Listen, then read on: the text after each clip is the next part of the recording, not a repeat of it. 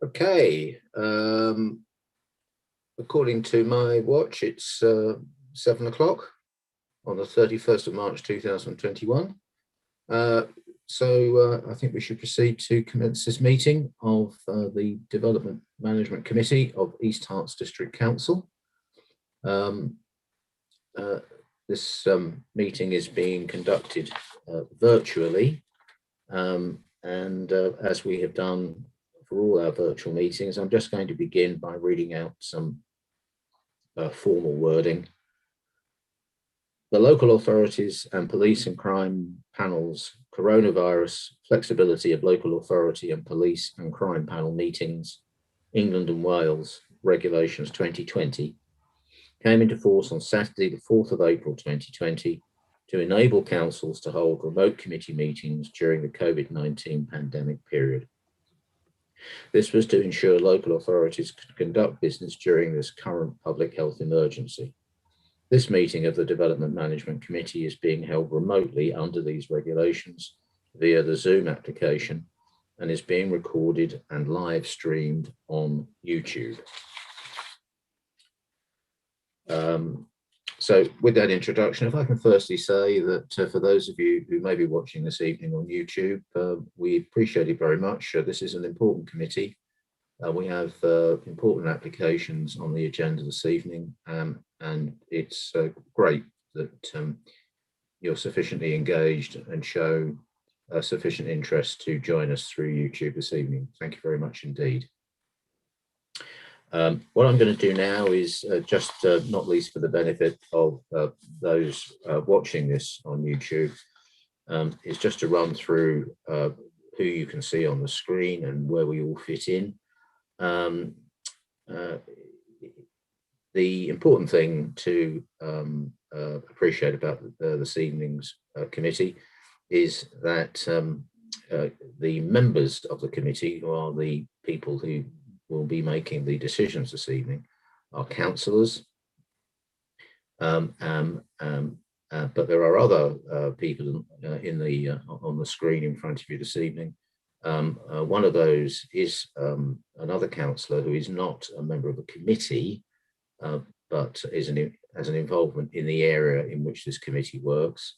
And then the other faces are officers. As we've got into the habit of doing, initially I'm going to work through the members and just ask, as I call the name, just ask the member to show a hand on the screen so that people can see who you are. So I'm just going to take the members in the order that they appear on the agenda paper. The first is Councillor David Andrews. I don't think he's in the meeting at the moment. Okay, we think David Andrews is having difficulty connecting, so we'll come back to him. Councillor Beckett, thank you. Councillor Ruth Buckmaster, thank you, Ruth. Councillor Ben Crystal, thank you, Ben. Rishi Fernando has given his apologies. Yes. Councillor Jonathan Kay has apologised and is substituted this evening by Councillor Newton. Correct. Big wave from Councillor Newton, thank you. Then we have Councillor Ian Kemp. Thank you very much, Ian. Councillor Tim Page.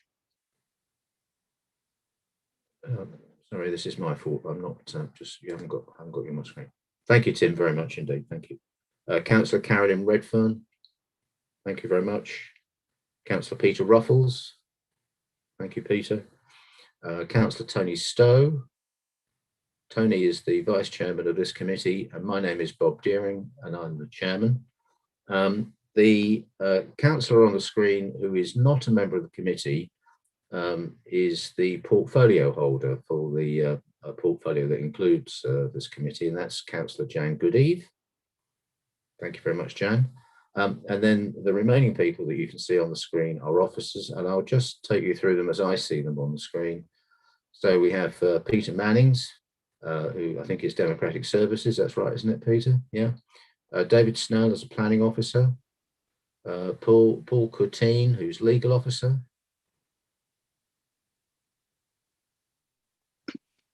Sarah Saunders, who's the senior planning officer for the council. And last but by no means least, Rachel Collard, who's also a planning officer. Thank you very much.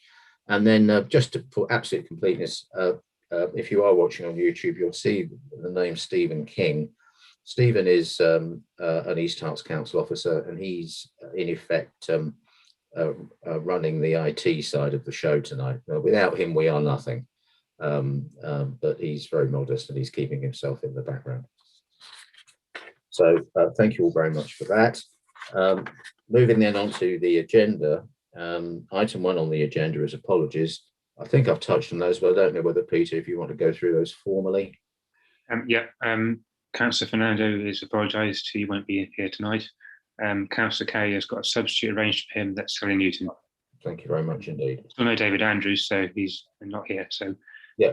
Well, we'll see where we go with David Andrews. Item 2 is thing to say there is if he does join the meeting late and there's missed elements of debate and all that sort of thing, then we won't be able to vote anyway. Yeah. Well, let's see. We haven't got there yet, but he's got to join us, otherwise he misses out. Item 2 is chairman's announcements. I do have a chairman's announcement this week, or this month, sorry, or for this meeting, I beg your pardon. And that is to acknowledge David Snell. David wants me to keep this brief for reasons I entirely understand. So don't worry, David, it's not going to be too excruciatingly embarrassing. But David is imminently due to retire. In fact, I think strictly, David, you retire the minute this meeting is finished, don't you? So it's right that we mark David's contribution to East Herts District Council. David joined East Herts District Council in 2015. He began his career in planning at Redditch District Council, which I believe is somewhere north of Watford. Then was with Skelmersdale Newtown Development Corporation, and then came down south, spent some time with the London Borough of Barnet, the London Borough of Enfield, and then he joined us, as I say, in 2015. David has given me permission to say that at school he was mildly dyslexic, so school was a challenge for David. But notwithstanding that, David, as he's done with us, worked hard. So he got his O-levels, he got his A-levels, he got into university, and as he sits in front of us today, he's got 2 degrees and has conducted a senior and responsible job for many councils for many years. Should there be any young prospective planners out there watching us this evening, David's an inspiration to everybody, and I think it's right to acknowledge that, and thank you, David, for letting me share that with people. Throughout my time on this committee, and particularly since I've been the chairman, I can see how hard David works, and I can also see that he's given enormous support to Sarah, if I may speak for you, Sarah, and all your fellow officers, David, and everyone involved in the planning system at East Herts, whether that's a member, an officer, or indeed a member of the public, a resident. David's always been there. So David, from all of us, a very big thank you. I think Peter or Stephen have got a photo that they're just going to put up on the screen for a few seconds. I was able, given that they relaxed lockdown rules this week, I was able to pop round to David's garden this week and suitably socially distant, give David just a small token of our appreciation. So there is David, and we can take the photo off the screen now because I'm sure David doesn't want it up there for too much longer. But David, I hope you open that bottle around about 10 o'clock tonight. And I hope you just enjoy your retirement. I've come to know that David is quite a high level competitive angler. Is that the right word, rather than fisherman? So we hope you get off and do some serious angling, win some big prizes, and just have a great retirement, David. And thank you very much indeed from all of us. Thank you very much.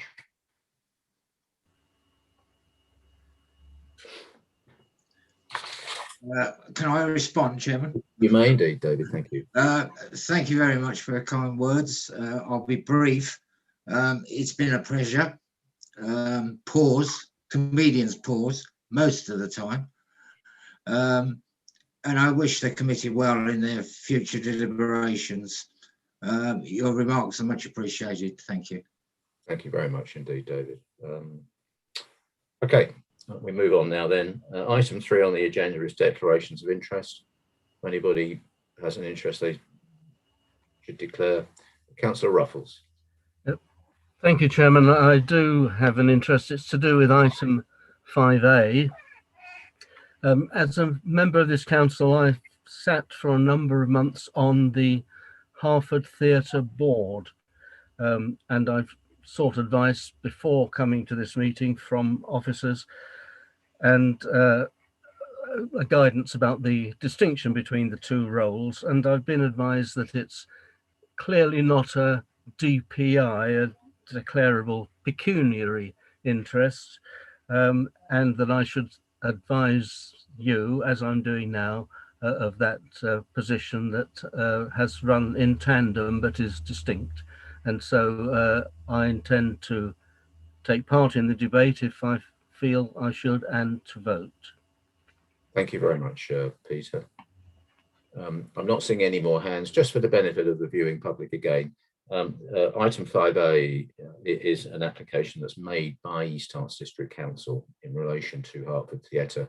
We, the councillors on the screen in front of you, are clearly all councillors of East Herts District Council, but this is the correct body for determining this planning application. It is simply unavoidable that this application is being dealt with this evening by members of East Herts District Council in circumstances where the applicant is East Herts District Council. Okay, I'm not seeing any more hands, so we'll move on. So we now get to item 4, minutes. These appear in the pack at page 7, minutes of the meeting of the 3rd of February. Does anybody have any comments? Otherwise, I invite a proposer and a seconder, please. Councillor Beckett's proposing, thank you. Councillor Ruth Buckmaster is seconding. All those in favour? I'm sure that's unanimous, isn't it, Peter, I would think? Yeah. Yeah, Peter's muted. Not quite. It's only Sally Newton's hand isn't up. I see. Maybe you weren't at that meeting, Sally. Is that what it is? I wasn't there, so I didn't think I could. That's fine. Right. It's fine. Yeah, otherwise, it's agreed. They're fine. Okay. Thank you very much indeed. Good. Okay, so the minutes are agreed. Now we move on to item 5 on the agenda. Item 5 relates to specific planning applications. We have 2 this evening. And the first is item 5A. This commences at page 31 of the pack. And this is application 320-2285 FUL. And it's for the retention and refurbishment of the auditorium and back of house facilities, demolition of ancillary and supporting areas, and redevelopment to provide new performance, cinema and ancillary facilities, provision of cycle parking and ancillary landscaping, public realm improvements and associated works at Hartford Theatre in Hartford. And I think with that, firstly, we will invite the case officer, who is Rachel Collard, to present the item, please. Thank you, Chair. Firstly, I would like to draw members' attention to the late representation document that has been circulated. Members will note that there have been some slight tweaks to the wording of conditions 3, 5, 6, 19 and 20, which would be carried forward into any decision notice should permission be granted. And in addition, a late representation has been received from a resident raising concerns regarding the fire risk and safe evacuation, toilet facilities, the studio theatre arrangements, the security of backstage, the inclusion of 3 cinema screens and the lack of car parking. The site comprises Hartford Theatre and the area immediately around the building. The site lies to the north of the Wash and adjacent to the river and is within the Hartford Conservation Area and flood zones 2 and 3. Immediately to the rear of the site lie the Castle Gardens and Hartford Castle Motte, which is a scheduled ancient monument. There are numerous listed buildings and structures around and adjacent to the site. The proposal seeks to improve and diversify the theatre offer that is already present at the site and contribute to the vitality of the town. The proposal is for the demolition of the existing single-storey ancillary elements to the front and side of the existing theatre building, retaining the central theatre auditorium and its conical fly tower, and to remodel, refurbish and extend the building to expand the capacity of the theatre and introduce 3 cinema screens, a studio space and ancillary facilities. The area around the building is to be re-landscaped and a walkway proposed to the side of the building adjacent to the river. In the determination of this application, the key issues are the principle of development, design and heritage impacts, flood risk management and climate change, biodiversity and natural environment, highway impacts and sustainable transport, environmental quality and neighbour amenity. Members will note from the plans that the proposed extension is designed in a series of 5 linked elements that wrap around the front and side of the existing auditorium and will be clearly visible within the street scene. A number of different factors have gone into the design with a clear desire to improve the facilities at the theatre, as well as the visibility and legibility of the motte, which is currently obscured by the theatre, and provide additional links through into the Castle Gardens. The design of the extensions will have a modern appearance and are dictated by the internal functions, as at ground level they will contain the ancillary office space and the main foyer which faces onto the Wash. The cafe space will overlook the river to the west, and with the new meeting room and studio theatre space sited towards the motte, whilst the 3 cinema screens will be located at first floor level. The extensions will have areas of glazing, curtain walling and fins around the openings within the facade, as well as using a brick finish which will incorporate a pattern with inset and protruding bricks, as well as inset glazed bricks, all of which adds interest to the facade. The existing auditorium and fly tower will be re-roofed with metal sheet cladding, and the colour chosen will complement the choice of bricks. Members will be aware that Condition 2 requires samples of all external materials and a sample panel to be constructed on site to demonstrate the proposed pattern of brickwork. The new boardwalk will provide a link from the Wash adjacent to the river through to Castle Gardens via the motte and will make the motte more publicly visible and accessible. The area to the front of the theatre will become a shared surface with vehicular access being retained for servicing arrangements. The Council's Urban Design and Conservation Officer considers the development will enhance and maintain the character of the conservation area and will have a neutral impact on other heritage assets. The building will target a BREEAM rating of excellent, and steps have been taken to reduce carbon emissions. And the proposal is to include high performance building fabric properties, electrically powered air source heat pumps, high efficiency mechanical systems, including inverted driven pumps, energy efficient light fittings and controls, and high efficiency mechanical ventilation with heat recovery. It has been established that a 3% reduction in carbon emissions over the current Part L standards can be achieved, and this is expected to increase to 58% once the government's plans for decarbonising the grid are in place. The site does fall within flood zones 2 and 3. As an extension to an existing building, it cannot reasonably be located elsewhere. Furthermore, the use of the building is not categorised as being vulnerable to flood risk. In these circumstances, a pragmatic approach is appropriate, ensuring that the building itself will not be at increased risk of flooding and that the development will not result in any increased flood risk elsewhere. No objections have been received from the lead local flood authority, and the development also seeks to improve and enhance existing riverside habitat and result in a net increase in biodiversity. The Environment Agency and Hertfordshire Ecology are satisfied with the proposals, and it is also acknowledged that a lighting scheme is proposed to enhance the appearance of the building at night, as this will seek to not have an impact on wildlife. As the proposals will increase the overall capacity of the theatre, the development has the potential to increase traffic movements and increase pressure on parking facilities. However, given the site's location within the town centre, which is served by good public transport links, there are opportunities to encourage access by means other than by private car. A framework transport plan has been produced, and the transport assessment shows that any additional vehicles can be accommodated within the existing public car parking provision. However, it is intended that once the development is in operation, there is a continued monitoring of car park capacity in the town. The Highway Authority have not objected to the application, and there is a £6,000 contribution request for the monitoring of the travel plan, and this will be secured through an appropriate mechanism as the council is unable to enter into a Section 106 with itself. A further element is to improve waymarking and signage from public transport nodes, which was requested by the Highway Authority. However, as the District Council has power to erect signage of this type, a condition has been recommended requiring details to be submitted. In conclusion, the proposed development will significantly enhance the existing theatre provision within the town and provide additional appropriate leisure facilities within a sustainable town centre location. The scheme will result in enhancement to the public realm and the riverside and improvements to the walking routes from the Wash to the Castle Gardens. Subject to the imposition of the conditions listed in the report, the proposal is considered to comply with both national and local policy.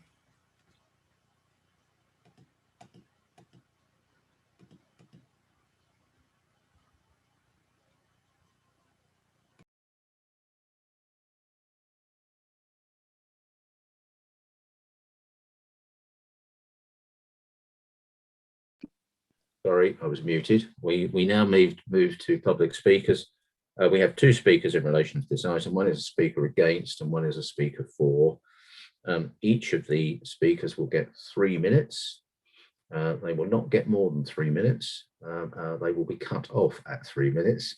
And again, if you're watching this for the first time, you may think that's a little restricted, but this is standard procedure and it does work in practice. It's astonishing how well speakers are able to deliver their points and get their timings so that they fill up their 3 minutes with comments. So I'm going to call upon our first speaker then. This is a speaker against this application and it's Julie Markey. And Julie, I see, has appeared on the screen. Good evening, and giving us a nice big wave too. Thank you, Julie. Good evening. Your 3 minutes will start once you start speaking. And as I say, you will be cut off once you hit 3 minutes. So away you go in your own time. Thank you, Bob. I'm here as an experienced member of the local performing arts community, as performer, backstage crew, children's chaperone and audience member. I am familiar with several local venues and assure you Hartford Theatre's existing backstage facilities compare favourably. As a long-term member of HGNOS who regularly hire the theatre for 6 weeks a year, I know they have an intimate knowledge of its operations backstage. Along with other regular users, they were not consulted about the internal plans for the building and had not been informed of this meeting. Once we found out the plans had been submitted and having sought technical advice to understand them, a number of major issues were spotted. You have received a copy of a letter from the chair of HGNOS detailing these, and I would like to draw your attention to 5 key points. The new loading bay stage right. It appears that the get-in access will comprise 2 sets of doors around 2 metres wide, which are offset. There is concern that this will make it difficult to deliver large items of scenery and furniture, impacting the visual quality of larger shows that can be presented. Dressing room 4 on the first floor currently has staircases on either side leading to the stage area. On the plans, the stairs on stage left have been removed, and everyone I have mentioned this to is concerned this reduction of access and egress will be a fire escape issue and will undoubtedly complicate the flow of performers backstage, causing health and safety issues such as crowding. There is now 1 less toilet in the dressing room areas, and the new accessible toilet stage left appears to be shared between the 2 theatres. This gives rise to safeguarding and practical concerns. The new studio theatre has very limited backstage space with no dedicated toilet, storage, kitchen or washing facilities. This will severely limit the type of performance that can be put on in this space to very small scale, simple events, and probably prevents any hire involving children due to licensing regulations. The lack of parking. Adding 3 cinemas and a studio theatre to the building will hopefully generate an increase in attendance, but not if the performers and public cannot find anywhere to park, a regular occurrence now. I am passionate about Hartford Theatre and believe it is already an excellent community facility. Updating it is welcome, but not if the backstage area becomes less efficient than it is now. I'm sure we all want to ensure the theatre becomes more rather than less hireable in the future. Thank you. Well, thank you, Judy, very much indeed. That was just under 3 minutes. It's remarkable, isn't it, how if you do a bit of practice, you can get it all in 3 minutes. Yeah, thank you. I rehearsed. Okay, thank you very much. We now have a speaker for this application. Same rules apply, 3 minutes, and that's Rhys Thomas. So over to you, Rhys, please. Chair, members, thank you for the opportunity to speak this evening in support of the proposals for Hartford Theatre. My name is Rhys Thomas, and I've been the director of Hartford Theatre for the past 11 years, and I've been deeply involved in the formulation of the scheme to ensure that it will deliver our vision for the future of Hartford Theatre and the work we do in the community and across the district. The past year has underlined the importance of the theatre to our community.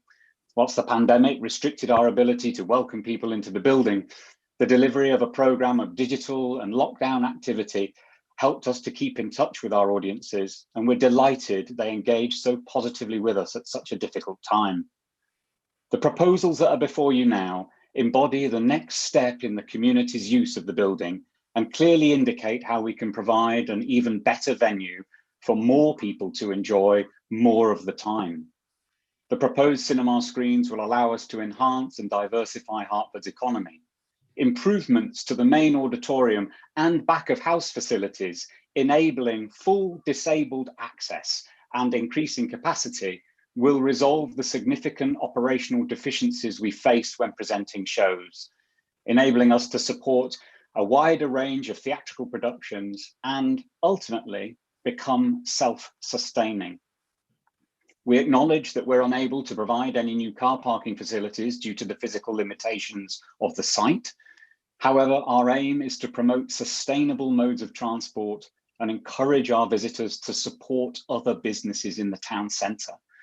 We've committed to developing a travel plan that will incentivise this, which will be monitored and, if required, updated. In response to the clear community support for Hartford Theatre, we've ensured that community access and use remains central to the proposals.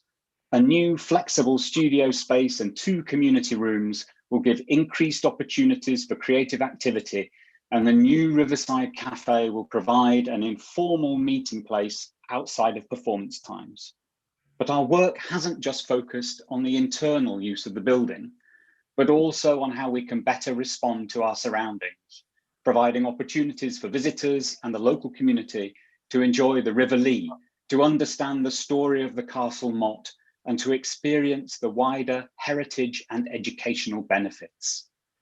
The scheme has been designed in a way that responds to the character of Hartford, and as officers have noted, it complies with the policies of the development plan and is strongly supported by community groups, the Theatres Trust, and Historic England. The scheme has been put forward for approval by officers, and I very much hope that you are able to support their recommendation and allow us all at Hartford Theatre to deliver the cultural building that the community and district deserves. Thank you. Thank you, Rhys. Thank you. Very good. Thank you. We now get to the stage where we throw the issue open to members for questions and comments. But I wonder if I might, just before we do that, come back to Rachel, the case officer. Clearly, it's obvious to everybody, but speaking through the screen to you, Rachel, Judy Markey's comments in large respect go to quite precise, detailed internal issues. And they also go to at least one safety issue. So just ahead of members' discussion, can I just ask, to what degree are decisions that we may make this evening going to be absolutely determinative of some of these quite detailed points that Ms. Markey has made, or will there be opportunity to look at those further as the scheme progresses? And also, to what degree do building regulations come into play here, such that, for example, I think Ms. Markey makes a comment in relation to the removal of the staircase, which she is suggesting would raise a safety issue. Is that something that would fall to building regs or something that this committee needs to think about?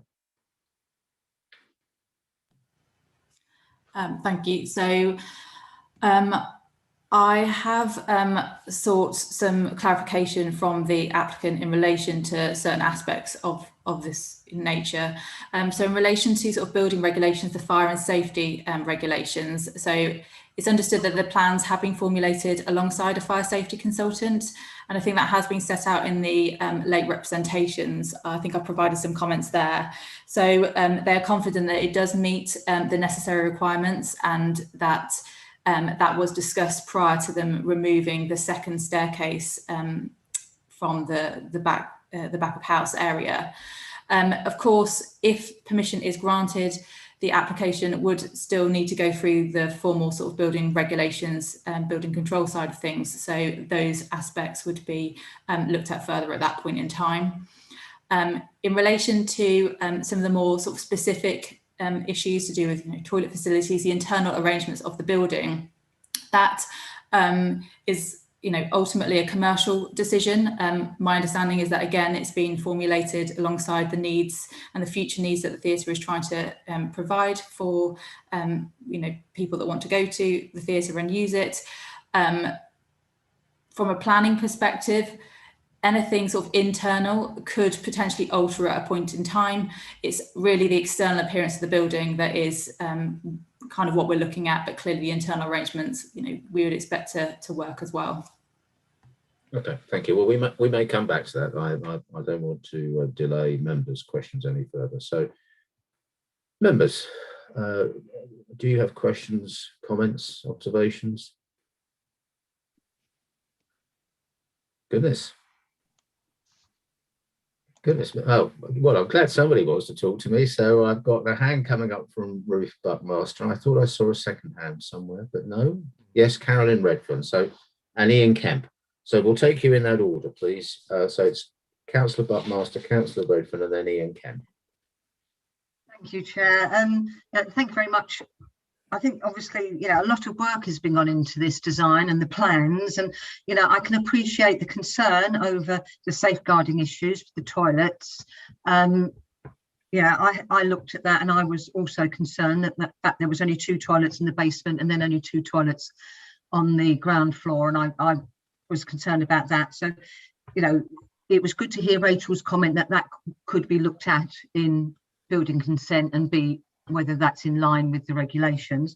But actually, one of the things I was concerned about, and again, it's a point someone else has brought up, is the fact that I was pleased to see they had 35 cycle bays or parks, whatever, but who is going to cycle to a theatre? I have to be honest, I'm not quite sure I'd want to cycle of an evening dressed up to go to the theatre. And obviously, the parking then becomes an issue. This is obviously not a planning decision, but I did wonder whether the East Harts car park at Wallfields could be thought of as an extra car park for the theatre. Thank you very much, Councillor Buckmaster. Councillor Redfern. Actually, I'm echoing Councillor Buckmaster about the toilet issues. And I'm pleased to hear that, fire safety will be looked at again. But I just wondered about the artistic side. If they removed that staircase from the other side, whether the actors or participants will be able to get up and down to each side of the stage, because that's quite an important issue if you're going to put a production on. Or have I misunderstood? That hasn't been addressed. And I thought the same thing about the toilets, and it is well known that I have always been concerned about the parking, but I think somewhere in those plans it does speak of Wallfields as a possible future car park. So that's all I want to say really. Thank you. Thank you very much indeed. Councillor Kemp. Thank you, Chairman. I want to refer back to the Chairman's initial remarks as to whether it's reasonable for us to be actually adjudicating on the Council's own proposal. And I think it's worth thinking back to the Hartham Common Leisure facility, where we did in fact say that we felt that we wanted to defer it for future consideration because we felt something better could be done. However, in this case, I'm glad to say that it looks as if a great deal of thought has gone into working the proposal out, and officers and developers are to be commended for working together. It's quite difficult to produce an appearance which is interesting when you have blank walls for a cinema, but I think that has been addressed very successfully. And it's good to see that there have been, in general, so few objections. And I was going to say it was very commendable to see that everybody had worked together so well in actually forestalling any objections and getting all stakeholders involved before the plans actually came to us. So it's disappointing that we should now have concerns actually being expressed about the internal layout. I guess the specific question I would ask to officers is, if it was felt in future that the internal layout could be improved, if we nevertheless approve the scheme as it is tonight, would this mean that the internal layout could still be improved after consultation with stakeholders, and that our decision tonight would not have an adverse effect on that? Thank you. Thank you very much, councillors. I've seen David Snell's hand go up. So we'll take you first, David, and then we'll come to another round with members. Yes, thank you, Chairman. In regards to the internal arrangements of the building, I have to advise you that these are largely client matters. So there are matters for the applicant and its decision making on what they want to provide internally. And the safety aspects and toilet provisions are really the subject of other legislation. Really what you're looking at tonight is the design and other planning aspects of the application. The application will have to go through building regulations, which will deal with those matters such as fire safety and adequate toilet provision within a public building. On the point whether the application can be amended following your decision, yes, absolutely. Any alteration to the internals of the building, which don't have an impact on the external appearance, would almost certainly be non-material. So they could be the subject of non-material amendment applications. Thank you, Chairman. Thank you very much, David. I don't know, Rachel, case officer, do you wish to add anything there? If you don't, you don't. But so I don't have anything to add in terms of, I think David's covered some of the matters that I think Councillor Kemp has raised. Just in relation to Councillor Buckmaster and the potential for the East Herts car park, paragraph 730 of the committee report does say that once, should permission be granted and the building is up and running, that there'll be continued monitoring of car park capacity in the town centre, and that if demand is higher, then additional car parking spaces could be provided at Warfields car park and dedicated to the theatre, but that would be an ongoing monitoring of the situation. And just in terms of the staircase and access, the floor plans, yes, they show the staircase or the existing staircase or a proposed staircase on the left-hand side, but there is access around the rear of the stage area. So people would be able to get to the opposite side of the stage without having to obviously just go on one side. Thank you. Okay, so coming back to members, I've seen Councillor Beckett. Just looking for any other hands at this moment. Councillor Crystal's got a hand up and Councillor Ruffles. So we'll take the three of you in that order, please. Thank you, Chair. Having looked at the proposals, really good, great building.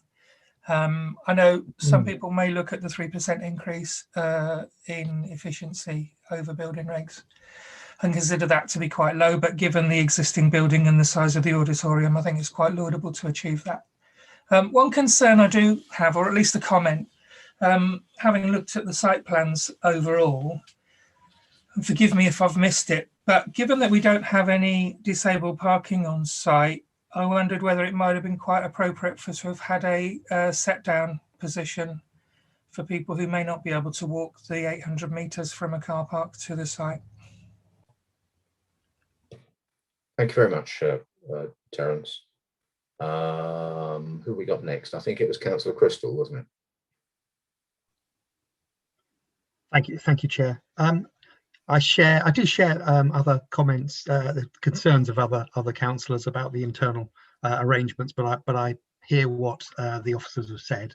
I really wanted to say that this is obviously a very challenging site internally, externally, and the work on the surroundings along by the river as well. And I think clearly the officers have done a huge amount of work and do deserve the credit for what is looking like a really positive building for the town. I think it looks great. I've got a couple of questions about the external the river frontage. Firstly, do we know yet whether we've been able to achieve on-site mitigation of the biodiversity impact of the boardwalk? We may know that now, but maybe not. I was just curious. Also, how do we expect to mitigate the impact of that boardwalk on the heritage site at the Mott? It's being built onto the Mott. I wondered if officers can comment on how that is being mitigated, preventing damage to the historic site. So they were those two questions. And lastly, a comment. I would cycle down to the theatre in my finery. So I'm happy that there are those bike racks. And would they be covered and secured? That's my last question. I'm tempted to suggest, Ben, that your finery might not be quite as fine as Sir Bruce's finery, but shocking thing to say, isn't it? Yes. But anyway, thank you. Where's Councillor Ruffles? Councillor Ruffles. Well, Chairman, Councillor Crystal has said, or at least drawn attention to the very bit that I particularly wanted you to note as a committee. But could I just say that I was disappointed to hear that from Julie Markey and others in the interval since the publication of the agenda, that we didn't give enough opportunity to our main users, really, HD and OS, or one of the prime users that the town values so greatly. And so that was a disappointment that we'd failed, and I personally would apologise for that lack. I had assumed it was happening more than it obviously did. But what I wanted to do also, looking just at a clear benefit, is the potential that Councillor Crystal has drawn our attention to of something rather special as an addition, in a way not connected with the heart of our problem, but a bonus spin-off, and that is that boardwalk into the castle grounds. If properly treated, and if the Environment Agency help us, there could be an ecological, biodiverse benefit of a considerable kind, apart from the routeway and the fact that the Mott, which is really a very undersung thing, would be able to be seen by more people and explained to them, because it's the very heart of our heritage. Thank you, Peter. I've got one hand that's come up, and I'll take it before we go to officers, and that's Councillor Page.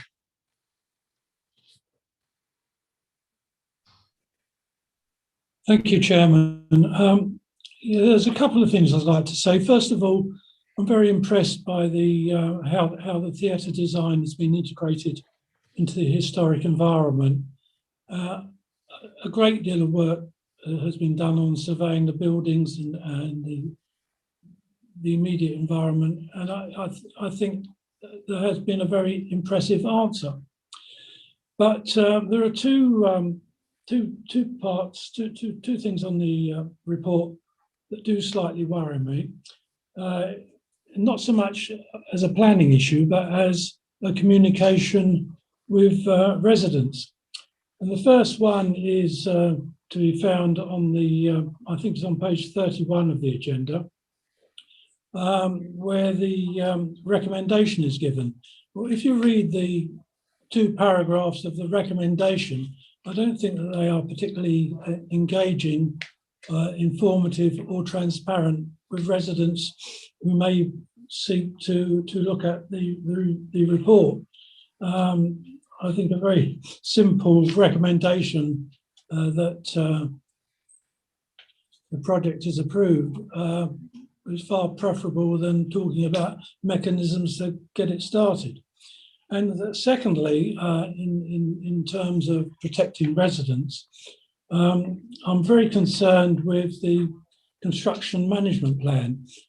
My experience recently is that these construction management plans, particularly when they involve using the public highway, are absolutely ignored by contractors. I would like to see some guarantee, some reassurance, particularly on condition 10, that the council do have teeth to enforce the condition, and that residents are put to as little inconvenience as possible. Thank you. Thank you very much. Okay, so there was a bit there. David's got his hand up. I don't mind whether David or Rachel speak first. Yes, can I just answer the point about the recommendation, Chairman, that Councillor Page has raised? That wording is there largely because it has to be there, and it's there in place of a recommendation for a Section 106 agreement. The application requires a contribution to the County Council for monitoring the transport aspects, which we've already discussed, and the council as applicant cannot legally have a Section 106 agreement with itself. So the recommendation is there to provide us with the ability as officers to find some other mechanism, whether it be a unilateral undertaking or a simple legal agreement, to accommodate that contribution to the county council. Thank you, Chairman. Thank you very much, David. Rachel. Yeah, so in response to Councillor Beckett's comments to do with the set down, so members hopefully will know that there's the existing barrier that sits at the front of the site. So that sort of servicing arrangement, vehicular access arrangement would remain unchanged. And my understanding is that there would be the potential for, a set down, so people could drop off somebody if they couldn't walk particularly far, or there was any issues in that sort of in that sense. So I believe that the theatre would be accommodating to that, but there's no specific designated disabled parking on the site because it's a very limited site area. In response to Councillor Crystal, I may need to double check in terms of the impacts of the boardwalk in terms of biodiversity, but my understanding is that the development would have a net gain in terms of biodiversity, that there will be additional planting, and the Environment Agency and Hertfordshire Ecology are satisfied with the works that would be undertaken in relation to that. And then in the sense of the boardwalk, which will go around the outside of the building, sort of around the Mott, then leading into Castle Gardens. At the moment, you can barely see the Mott from the street or even really from the theatre. So that will open it up. The boardwalk isn't in effect going to have an impact on the actual Mott itself. So it's not going to enable people to sort of climb on it necessarily. It's to go around it, but just to expose it so people can actually see it. But any works that would have to be undertaken, directly to the Mott would be subject to permission from Historic England. Because it is a scheduled monument, so any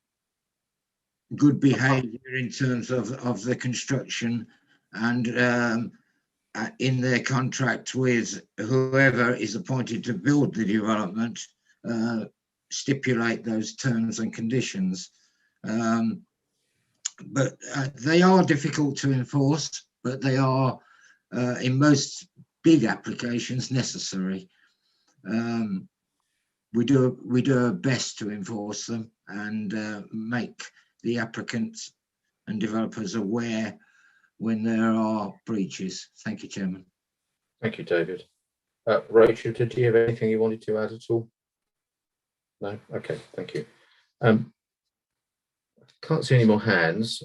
If I may, I've just got one or two points. I'm not taking them in any order of priority. I've been making notes.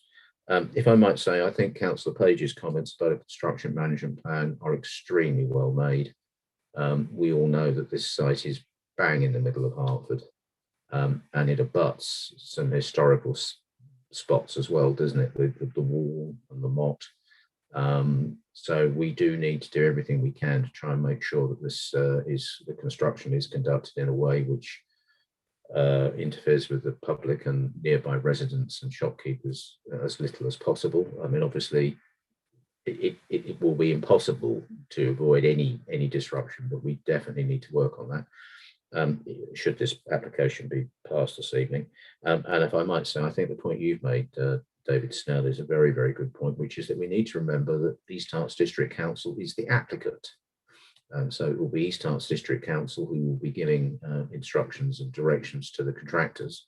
And you would think that the District Council would wish to be very keen to do what it can to make sure that disruption is kept to a minimum. So I think that's important.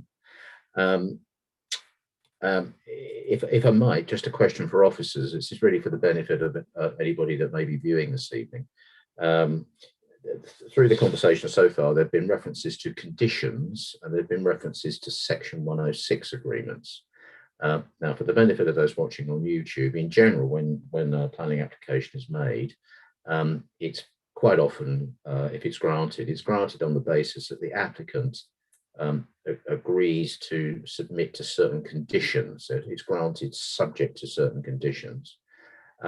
And sometimes an application is granted on the basis that the applicant must make certain funding available, and that's known as Section 106, for reasons I won't bore people with. But so there are two types of obligation that very often relate to an applicant.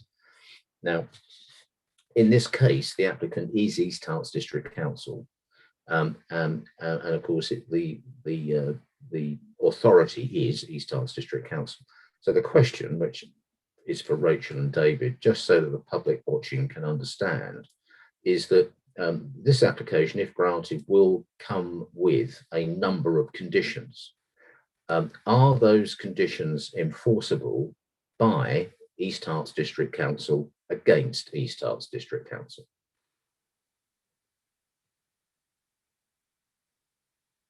I see you're both rushing to answer the question. David Snell, well done. You're muted.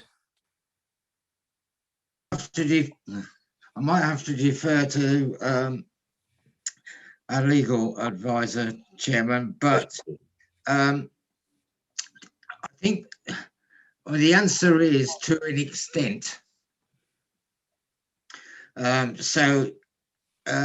Yes, they are enforceable in terms of any applicant would have to submit to planning conditions,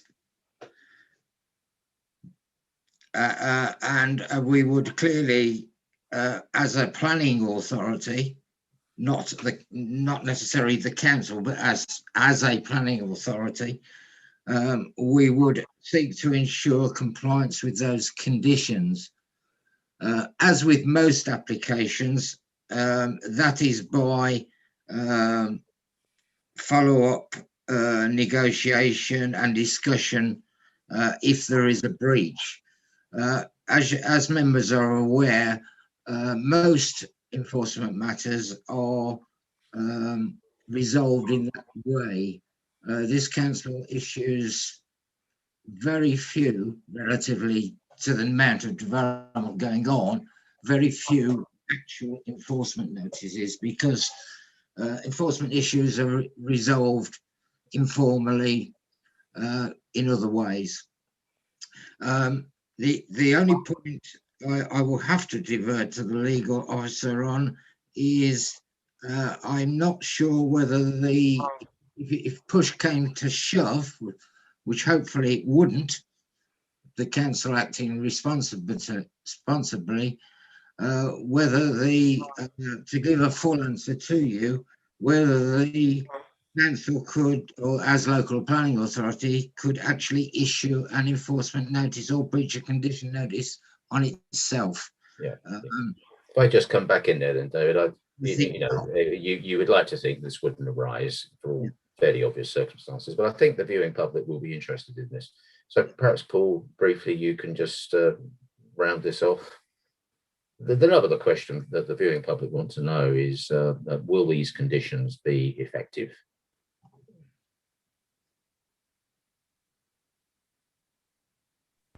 So yes, thank you, Mr. Chairman. I was just having trouble unmuting myself there.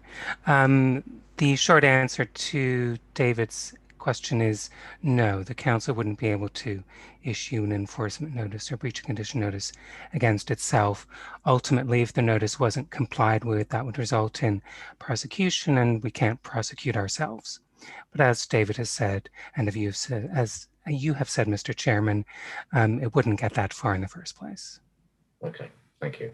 Well, I hope the viewing public can take some reassurance from that. Thank you both very much indeed. And then I've just got, bear with me, just a couple more questions. Parking is reflected in the report, and insofar as this project has been under discussion for some time now, many people have commented about parking.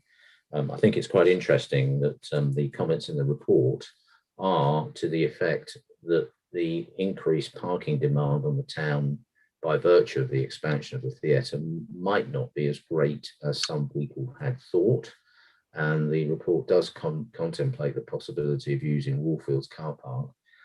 But it will be, it seems to me, very important that people know where the car parks are. So I'm just going to come back to the wayfinding issue, which is covered in the report, and it's been dealt with. But again, just for the benefit of the public, and including Ms. Markey, who made the comments in her representation, can either Rachel or David just bring to life for us what will the wayfinding situation be? There's some funding that's contemplated, isn't there? And just bring that to life, please. Yeah, so in the report, it was noted that the County Council, the Highways Authority, wanted £20,000 towards signage and improvements. However, because the council is able to undertake signage themselves, it was felt that we would do that independently, and hence there's a condition that requires details to be provided. I think the idea is to ensure that people know, obviously where the theatre is from key, like from the train stations, from the bus stations, and just generally around the town centre, so they can easily find their way to the theatre. So I believe that's where sort of the council will be, spending the money to try and improve the quality of signage around the town centre. Thank you, Rachel. If I could just come in there, I think personally it's quite important that the signage is not just to where the theatre is, but it's to where the car parks are. Dare I use the metaphor, it needs to be a two-way street. And I know what I'm about to say falls outside planning, but I wonder whether we might encourage the theatre, or indeed, put it differently, the applicant, to include in any form of paperwork that transpires with customers details of where car parks are, and the extent to which people will need to arrive in Hartford maybe 10 minutes before the show starts, so they've got time to park cars. I think that possibly is quite important. And then my final remark, you will be pleased to know, again relates to some of the comments that have been made in relation to the internal issues. And obviously we've heard, Rachel, what you and David, what you've both said about building regulations, and that's a comfort. It's obviously comforting to know that per building regulations, safety is an important part of those, and it will be covered. But the comments that are made about the internals don't simply go to safety, do they? They go to the usability of the building. And if you take the first comment that Ms. Markey made, which was, if I understand it, that in essence, some doors are not properly aligned, in her view, if it turns out that because of that, people can't get scenery in the building, and then once it's in the building into where they need to get it in the building, that will be permanently extremely annoying. So I do hope we can find a way to be sure that these rather specific internal points will be taken up with the applicant, the project officer, and we will do what we can as a planning committee to ensure that the applicant will do as much as they can to work with these groups to make sure that this theatre, if we approve it this evening, will indeed be viable, workable, operable by the people who will be using it.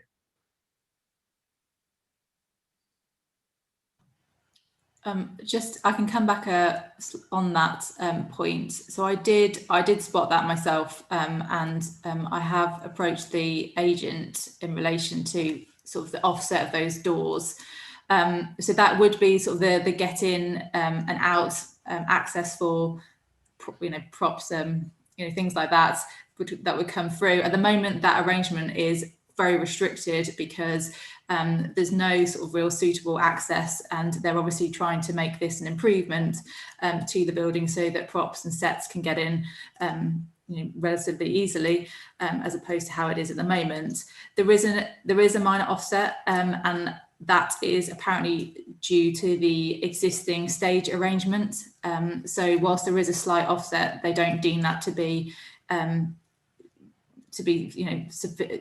they think that it'd be sufficient in order to get large sets into and out of the stage relatively easily. So they don't seem to be too concerned in respect to that. Well, if I might just say one more thing, and then we'll finish this discussion and move to the vote. One of the things that was interesting and striking about Ms. Markey's comments are that she spoke in very approving terms of the theatre and what the theatre does for the community. It's we don't have an antagonistic speaker against here. I'm just wondering whether we can find some way in which to put people who have knowledge of the building and such detailed comments in some form of direct contact with the project officer that the applicant has, so that hopefully we can work these things through going forward. I don't see why that's not possible. I think we can do that. Obviously, this is internal, so again, it doesn't have an impact on the external appearance of the building. So there could be some changes, going forward internally. Thank you, Rachel. Terence Beckett. Muted, Terence. You're muted. I pressed the space bar. Normally it unmutes me. It decided not to that time. As we all received a letter from the chair of the Operatic Society, is it the Operatic Society that Miss Markey was representing this evening? And I responded just to ask him a question on whether he'd been in touch with the design team. He subsequently came back to say that he'd been advised that the design team had taken, as a result of his letter, a lot of his points into view and were looking at making subtle changes. So it seems like that connection has already been made, Chair. Thank you very much, James. David Snell. David Snell, yeah. I was just going to make the same point, Chairman. I am sure that the council as applicant is listening. Thank you. Okay. All right, very good. I've now got what I think is going to be a final hand. It's gone up from Tony Stowe. And I see Sally Newton's raised a hand too. Yes, that's right, Sally. So we'll take Tony Stowe and then Sally, see where we go after that. So Tony. Yeah, thank you, Chair. It's just one point you raised parking. It brought a point to my mind that as the parking situation would be monitored, if you like, as things go on, would there be any money left in the pot to ensure signage for Warfields and how to get from Warfields to the theatre? Because that could be in a few months or a year even later than the job's open, the theatre's open. Yep. Sally? Yes, sorry to bring it in at the last minute, but I've been sitting on a statement that was made earlier about disabled parking spaces and the limited space. So there won't be any disabled parking spaces, and that bothers me. It's bad enough trying to get somewhere. You can't always get somebody to drop you off. But sometimes parking and having a brisk walk to the theatre isn't an option either. Am I right in thinking that currently at the theatre there are no disabled parking spaces, and consequently going forward there will continue to be no parking spaces for the disabled? Thank you, Sally. Rachel or David, as you choose. Yep, I can come back to that. So in terms of the disabled car parking spaces, there are no designated public parking spaces within the site at present, and there would be no spaces moving forward following the development. However, as I've said, there would still be the opportunity that there would be the drop-off facility, and the theatre would liaise with anyone that required that. And then in terms of the signage, I think as we as an authority have the powers to implement signage around the district, I don't see why we wouldn't be able to do that. But as I say, we've already requested through the through condition for details of signage to be provided. So I think the council would be able to provide details of where exactly they want to put the signage, and it may be appropriate, yes, to have something pointing towards Warfields as well. Thank you. Okay, very good. Well, we've had a good discussion. I don't see any more hands, so I'm looking for a proposer and a seconder.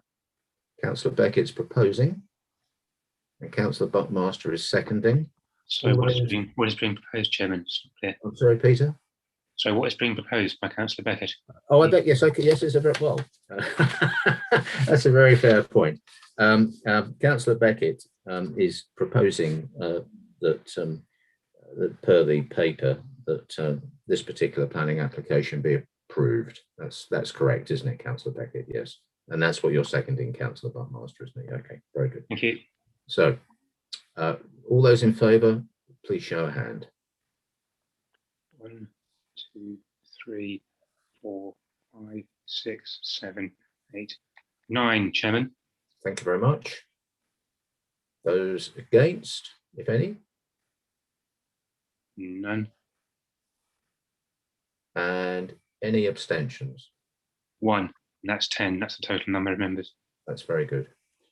Thank you very much, members. So, to recap, we have just given permission for the following item, which is application 320-2285 FUL, retention and refurbishment of the auditorium and back of house facilities, demolition of ancillary and supporting areas, and redevelopment to provide new performance, cinema and ancillary facilities, provision of cycle parking and ancillary landscaping, public realm improvements and associated works at Hartford Theatre. Thank you all very much indeed. Chairman, could I, before we go off to Bishop Stortford on your next item. Do you mind if I just squeeze a comment in before you come No. on? Because I can see that Julie Markey and Rhys Thomas are both still with us. I'd just like to thank the two speakers for coming along this evening and speaking both against and for. We appreciate it very much. Thank you very much.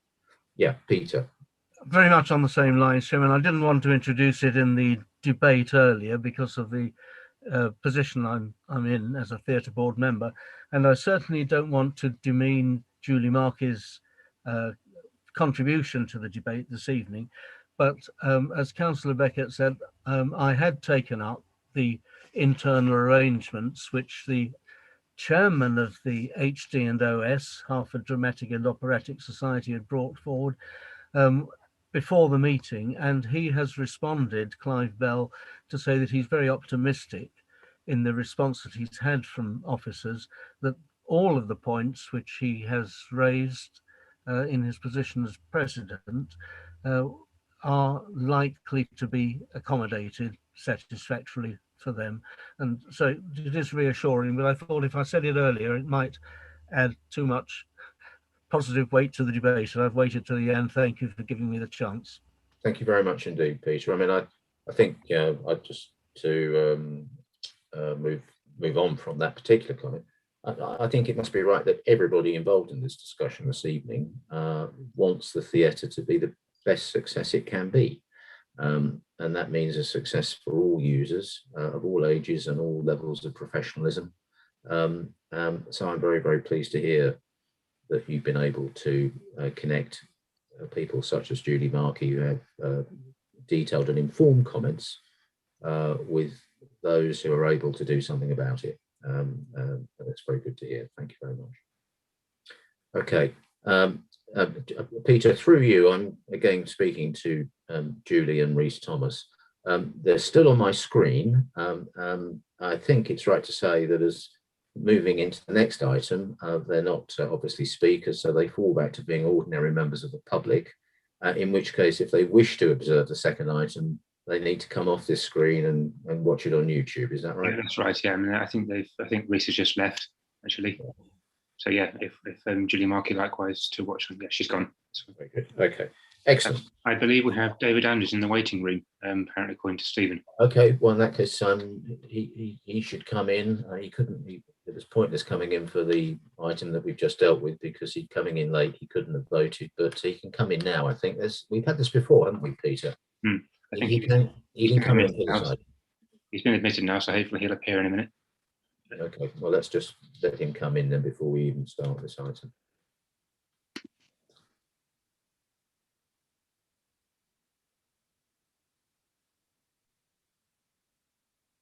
Okay, I can't see him by camera, but he's connecting to audio, so just check he can hear us. Yeah. Just connecting to audio. Just give it a minute. Okay, can you hear us, Councillor Andrews?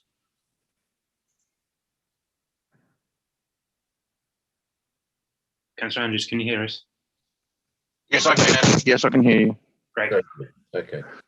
Well, welcome aboard, David. Thank you, Chairman. Sorry about the earlier problems, but I was waiting for help, and in the end, I had to resolve it myself. Yes.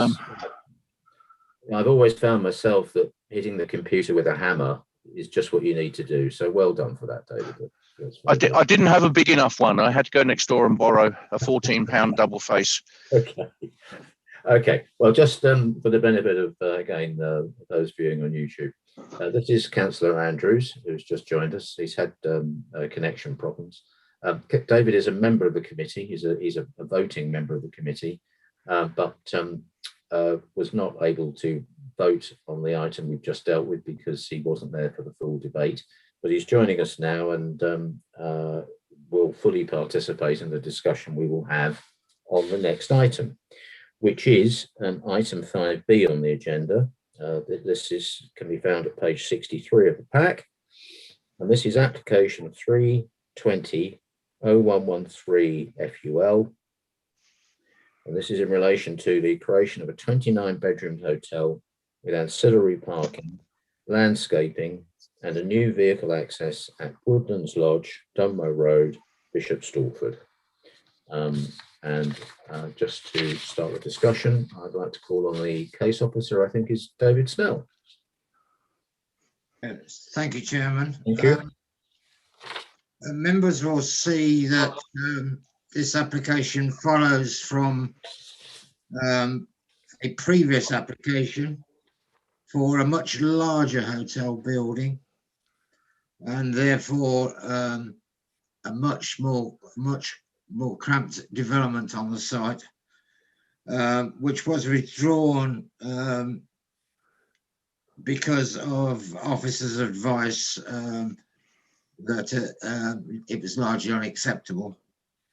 This application for a much smaller hotel, 29 beds, has therefore followed pre-application advice to the applicant, and the application is now considered satisfactory. I'll run through the slide. I do need to amend the recommendation, but I'll just run through the slides first, if I may. So members will see from the report that there's no neighbour representations. This is largely due to the location of the site, which is surrounded by various non-residential uses. We have industrial development, the Bishop's Stortford Football Club, including floodlighting. Sorry? No, it's not. It's Wednesday. So what is that? Why is that relevant? So, do you want tomorrow on? Somebody needs to mute. I don't know what is, but I will pause for a moment, Chairman. I think you just carry on, David. That was okay. Yeah. As I said, various uses surround the sites: non-residential, industrial, the football club with its floodlighting, and a bit further up the road, the civic amenities site.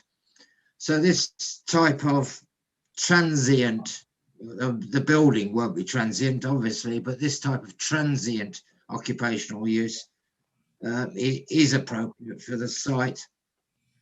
And of course, its location on the motorway network leading directly to Stansted Airport makes the use for tourist accommodation appropriate in that sense as well.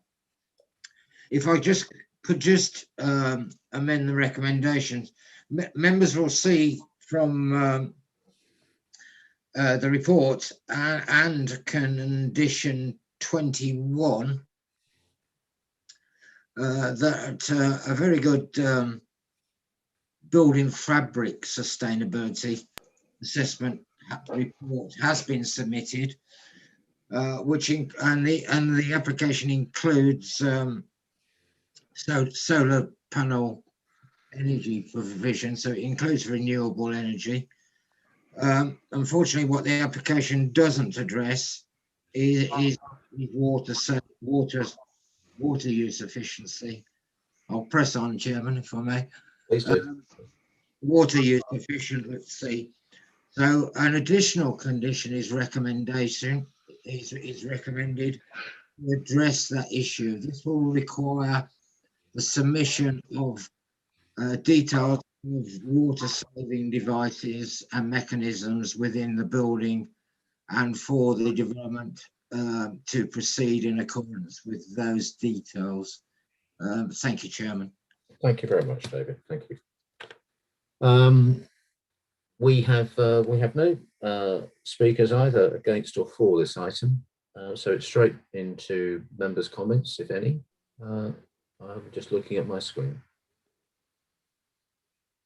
Councillor Stowe, Councillor Page, and that will be fine to get us going. And Councillor Buckmaster, there we go. So it's Councillor Stowe, Councillor Page, Councillor Buckmaster, please. Yes, one point I wanted to make, I noticed there's electric charging points on the site, and because of the sort of site it is, near the airport and the people that will be staying there, I wondered if we could make a condition whereby the ducting is in place to extend this 4 bays to more, because if we believe that electric cars are going to be the future, then we're going to need more than 4 spaces for the charging points. Thank you very much, Tony. Tim Page. Yeah, thanks, Chairman. I'd like to really raise a point of information. Class C1 hotel and hostels, how can we distinguish between a hostel and a C1 hotel? My reading of the use classes show that C1 covers both. and that there's not an option to divorce hostels from C1, which would therefore lead to the assumption in the report that if it was wanted for a hostel, an additional planning application would have to be made. The way I read it is that that's not the case, and it's C1 pure and simple. Thank you. Councillor Buckmaster. Thank you, Chairman. I have a question on condition 10 about the archaeological report. And you're saying that no development will take place until there is a programme of what archaeological work. I just wanted to know whether, if any serious finds were made, I'm assuming they'll do trenching or something, will that actually put the development on hold? Thank you. Some nodding there. Where are we now? David, there we go. David Snell.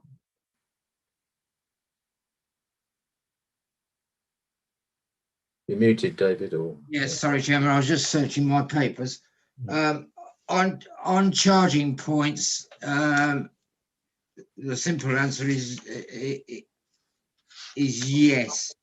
You could make provision for details of electric charging points to be submitted.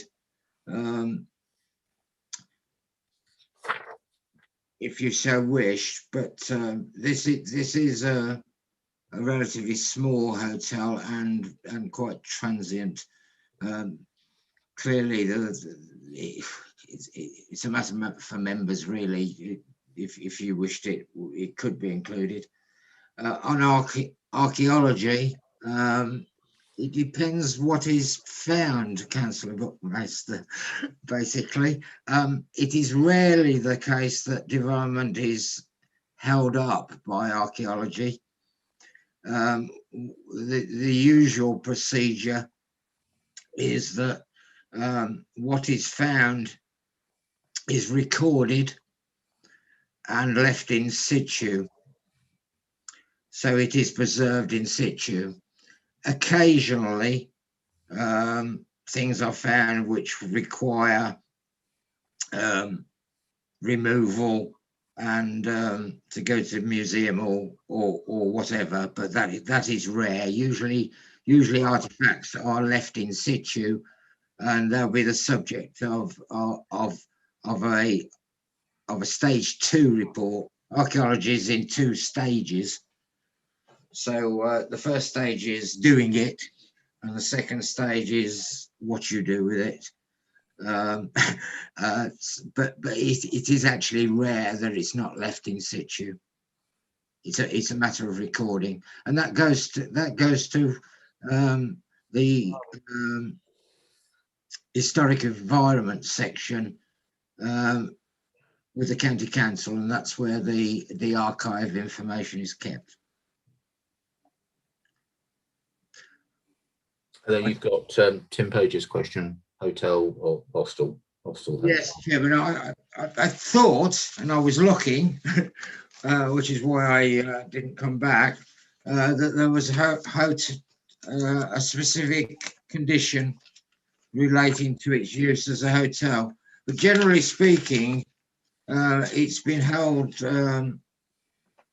in case law that a hotel relates to occupation of no more than 3 months. Whereas hostel is a different scenario. But there would be nothing to stop the premises being used for temporary accommodation. The councils, including our council, does use hotels for temporary accommodation where necessary. Having said that, the surroundings of the site and the lack of adjoining residents wouldn't make that a concern in planning terms. I know that Paul wants to come in, but we'll let Tim come back to develop your point, Tim.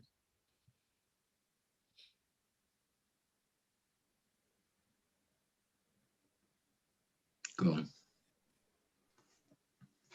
It didn't go to plan, did it? I'm not quite sure whether Tim's still with us. Can you hear us, Tim? If he doesn't come back, you want to come back to him shortly, perhaps. Right, Yeah. I think I should be back with you now. Good. Okay. David Snell brings up a fear. Can you hear me? Yep. Hello? Yes. Yep. David Snell raises a fear that I have that this hotel may not be for such transient use, and it may be used as longer term accommodation, which is, I think, a material point. He hasn't answered my question about Class C1 including both, or Class C1 excluding one or other of the categories. I think that the proposal in the report that the applicant would have to come back for further planning permission if they wanted to use it as a hostel. I want to be reassured about, because the way I read the case classifications, I don't see it that way at all. I think that to be fair and to be utterly transparent to the residents, we ought to be very clear on what use this hotel is to have. So can we have some clarity on C1 usage and who should what policies should apply to C1, and can hostels be excluded from C1 or not? And if they can't be excluded from C1, why does the applicant have to come back for further application? Thank you, Tim. David, I'm going to take Paul first, who had his hand up previously, and then we'll come to you, David. So, Paul. Thank you, Mr. Chairman. I think perhaps Councillor Page was looking at the original version of the use classes order, which is available on the legislation.gov.uk website. Unfortunately, that's the original version. It doesn't include any amendments. Class C1 was changed in 1994 to remove hostels.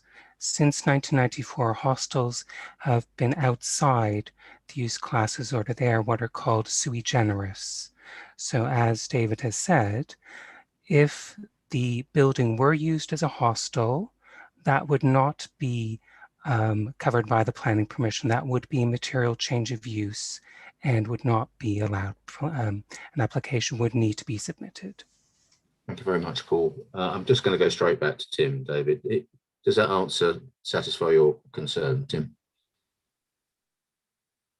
Well, that does satisfy my concern. Thank you very much. If I must have just a quick supplementary, can a condition be imposed to bring an application for a hostel back to committee rather than be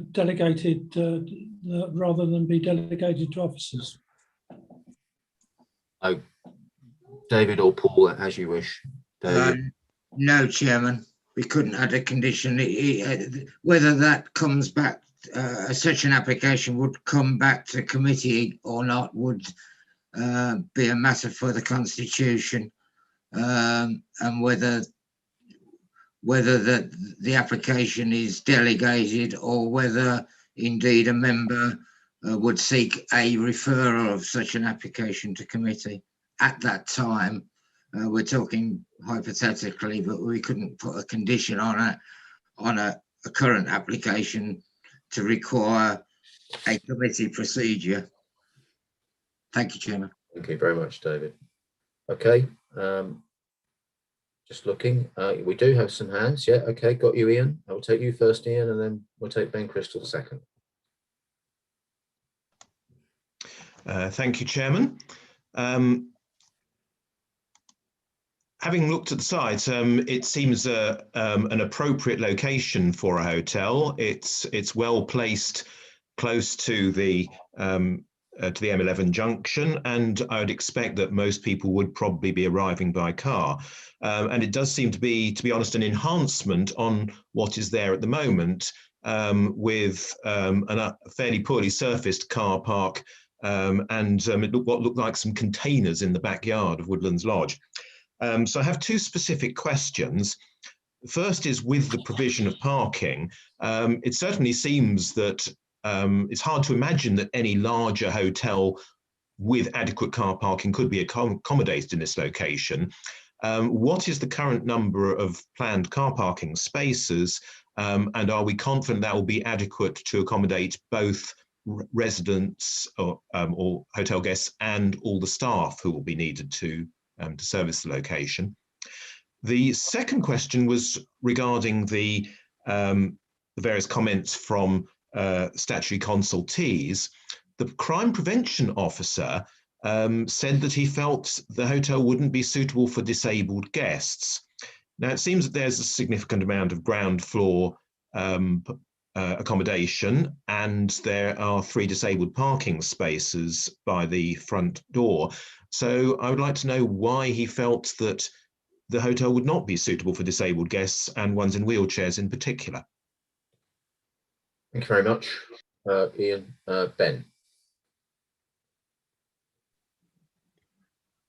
Thank you, Mr. Chairman. Yes, I kind of support. I'm very positive about the almost 10% reduction in energy use against Part L. That's good to see. And I shared Councillor Stowe's concerns about the cabling for the electric vehicles. So I think that would be great if that could be conditioned. I was a bit disappointed that there's gas boilers being used for heating and gas-fired water heaters. It's a site that's quite close to areas of concern in terms of air pollution. And I wondered whether it might be possible to condition low NOx boilers if they aren't already there, if that isn't already included. And lastly, I noticed that there's a proposal for a grey water recycling unit as well, which is a real rarity and something to be welcomed, if I understand it right. Could that be conditioned as well? I think that would be really great to see at a site like this. That's it. Thank you. Thank you very much. Okay, David.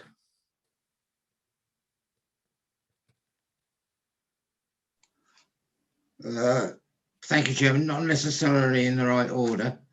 In terms of energy, we couldn't at the present time, as your district plan policies stand, insist on non-use of gas boilers or even their type.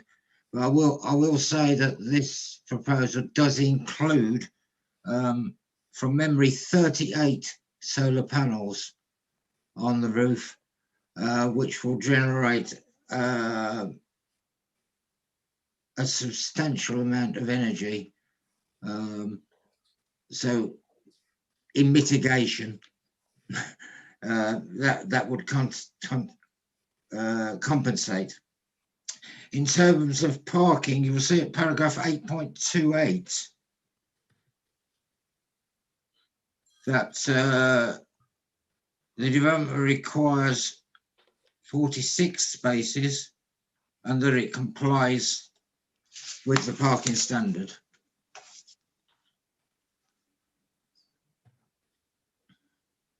So it's 8.8 and 8.29. So it requires 46 spaces, 3 of which should be disabled. And those are shown as 46 spaces on the development. You're quite right that no, with parking standards and an acceptable form of development, the site in officer's view couldn't accommodate a larger hotel, hence the advice to withdraw the previous application. Grey water, I think, was the next one. I think that proposal is in the sustainability, the building sustainability report, and there is a condition. There is a condition that the development has to be in accordance with that report. Yeah, let Ben in. Ben. It might be. I think I saw it in the sustainable drainage assessment. Okay. But it could be in both. Yeah. Okay. Yeah. Conditions are delegated, so I'll feed that in some way. Either in the drainage condition or in the sustainability report. Okay. All right. So I think we're nearly there. Mr. Chairman. Yes. Could I request? I don't think my request about why the crime prevention officer. No, that's true. Yes. Disabled. I'm sorry. Yeah, you're quite right. Yes. Thank you. Sorry, Councillor Kemp. He doesn't say, in all honesty, so there's no detail on that. From the application, I cannot see why at least the ground floor of the hotel couldn't be used for disabled occupiers. I mean, they will need to comply with building regulations on access in any event. It will be a publicly used building. So I can't, in all honesty, see a reason for that comment. Where does that leave us then, David? Because the comment's made, isn't it? Yes. I think it's got, he was concerned about a couple of items, which I think there was the other part of the thing was that cars in the car park might be prone to vandalism. So, you know, well, that might be the case with any development, depending on its location. But in terms of use of the building, I cannot see why the ground floor couldn't be used for disabled accommodation. Building regulations will cover disabled access, so the building will be accessible, at least at ground floor, for disabled customers. All right, thank you, David. I hope that's okay for you, Ian. We've got Terence Beckett and Tim Page.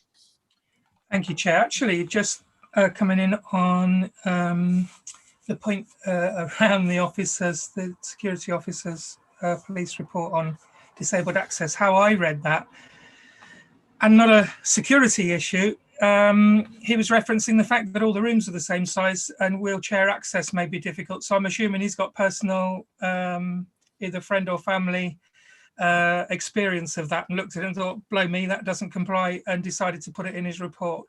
I kind of agree with him to an extent, obviously depending on the lighting of the landscaping, but because of the nature of the site being an L shape, any cars near the gate will be very more prone to theft or vandalizing. I guess people coming in and out. I mean, as my ward councillor, as the ward councillor of that ward, we do get fly-by-night criminals coming in from London out off the M11, and anybody who notices that's prime pickings on the way out, having turned over a couple of houses, I suppose. So it's a fair comment from him.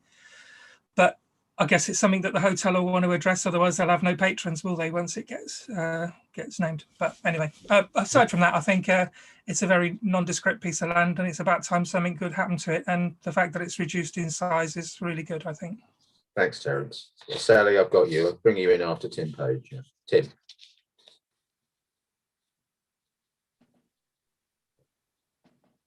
Yeah, thank you for that. Another issue which I think we haven't spoken about is the Environment Agency, talking about mitigation from existing neighbours, and I think they were particularly pointing towards the recycling centre and mitigation needed for that. So that still seems to be open. It seems to be that the NPPF calls for mitigation. Do officers have a view on that? Sally Newton. Yes, yeah.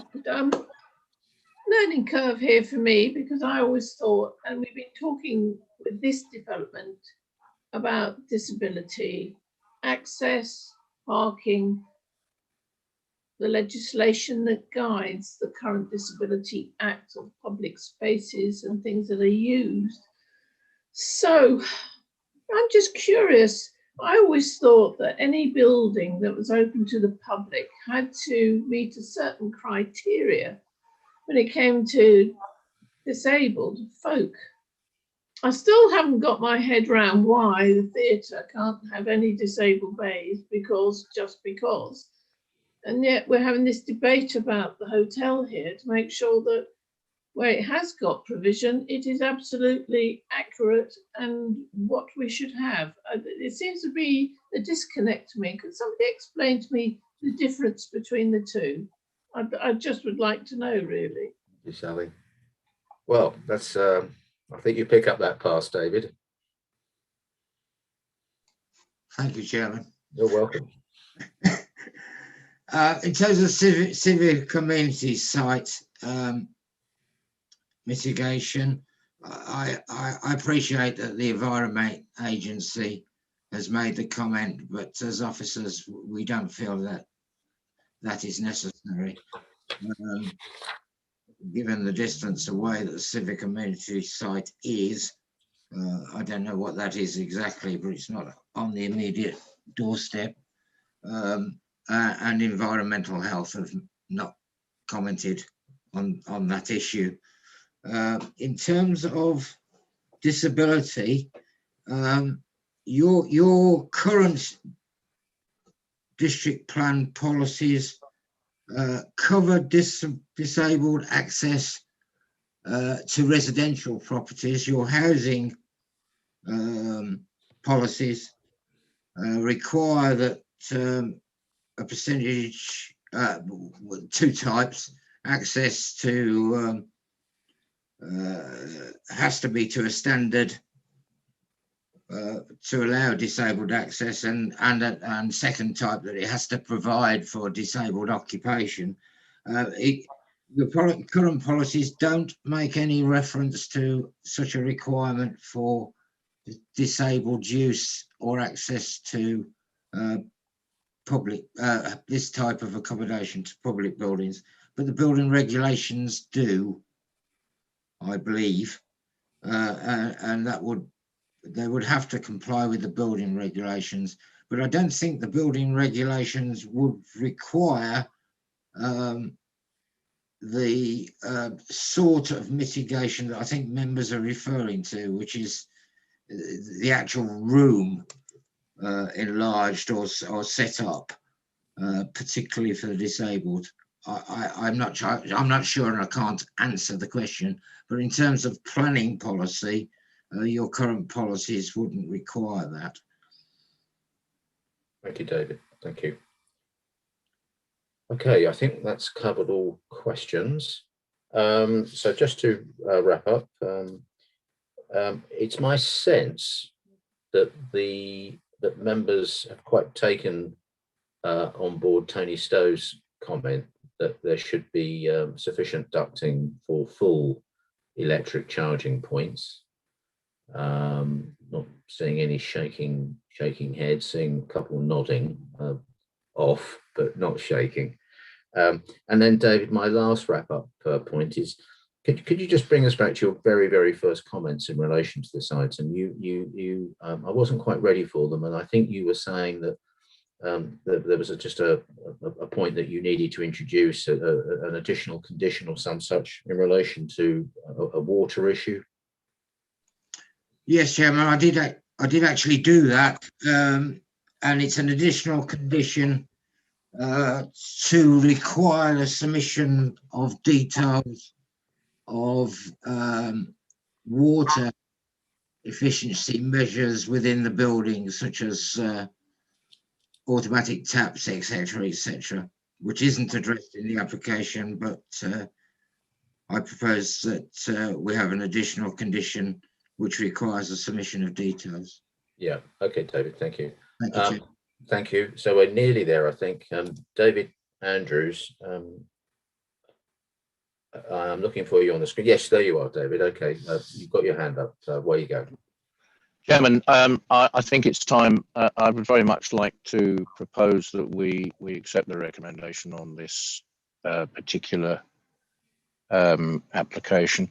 And if you'll permit, I'd very much like to thank David Snell, who with the very calm and professional way that he's dealt with me phoning up with all manner of strange and obscure issues, and his quiet, calm professionalism has explained, sometimes at length, to me in a lay position with residents to satisfy, and for that I shall be forever grateful. Thank you very much, David. I propose that we accept the recommendation, Chairman. Thank you very much, David. Can I just add I see your hand, Terence. Can I just add a gloss, just so we're clear? I think you're proposing that we agree the recommendation as printed in the paper with the addition of the point. Subject, yes, absolutely. With the addition of the 2 points being the water efficiency point and the charging points. Yeah. Indeed. Thank you very much. And Terence, I'm taking it that you're seconding on that basis. Very good. Okay, so we have a proposer and a seconder. That application 320-0113 FUL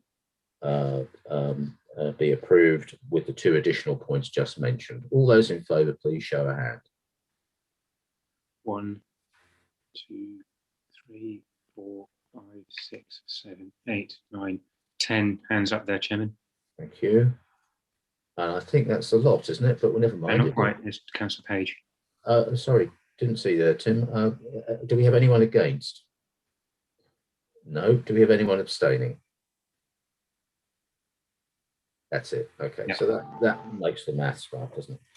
Okay, so thank you, everybody. So this is just to confirm that we have just approved item 320-0113 FUL, which relates to the creation of a 29-bedroom hotel with ancillary parking, landscaping, and a new vehicle access at Woodlands Lodge, Dunmow Road, Bishop Stortford, with the addition of, excuse me, 2 further conditions, one relating to water efficiency and the other relating to extending ducting so that there will be complete charging point capability.